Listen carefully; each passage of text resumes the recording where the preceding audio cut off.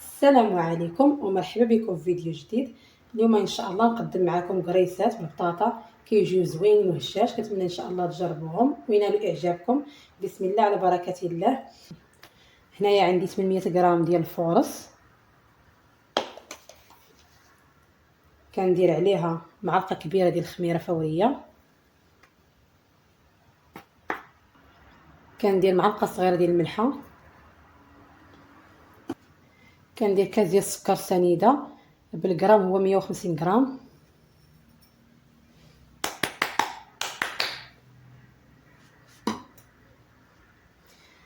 كندير كاس لارو ديال الزيت بالغرام هي 120 غرام،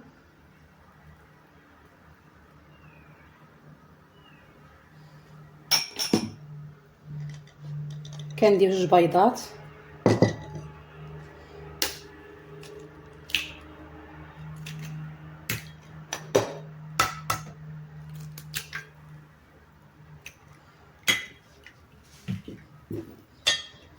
هنايا عندي 400 غرام ديال البطاطا اللي سلقتها بقشرتها وقشرتها ومعكتها بالفورشيطه. كنخلط المقادير كلها.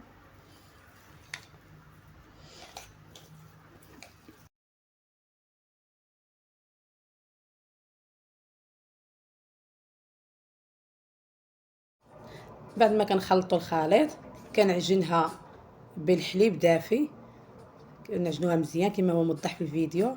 العجينه ما تكونش مرخوفه بزاف، تكون رطبه يعني لينه، ولكن ما تكونش مرخوفه بزاف. صافي كنجمعها مزيان وكنخليوها ترتاح مده 15 دقيقه.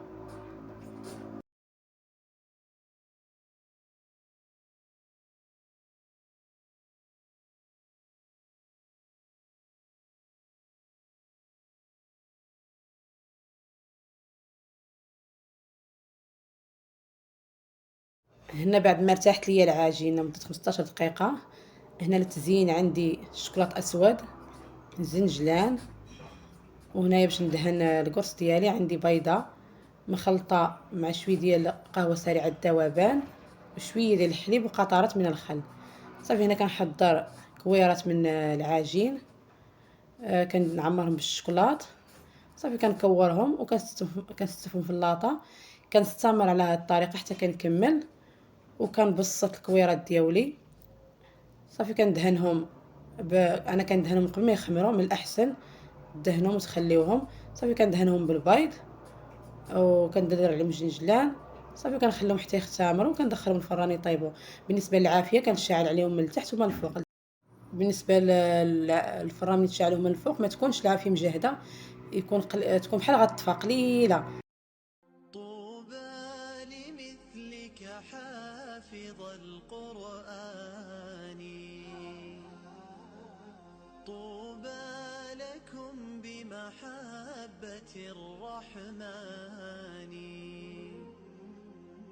أكمل طريق الخير واصعد سلما، يصدح شداك ببلغة وبيان، أسلك طريق الحق خلف محمد، واقتد حبيب الله في عثمان، تاج الوقار حرسته وملكته، وكتبته بالدر والمرجان، قد عاهد الحفاظ رب صادق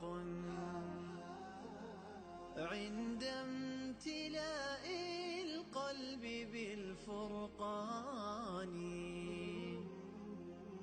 اصعد وحلق في السماء مرتلا، فلقد حظيت شفاعة القرآن، فلقد حظيت شفاعة القرآن.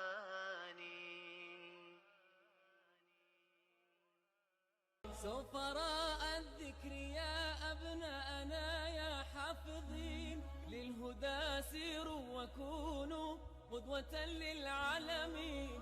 سفراء الذكر يا أبناءنا يا حافظين للهدى سيروا وكونوا قدوة للعالمين. أنتم شوق أمانينا وعطر الياسمين. أنتم شوق أمانينا وعطر الياسمين. فاشكروا الله على نعمائه دنيا ودين.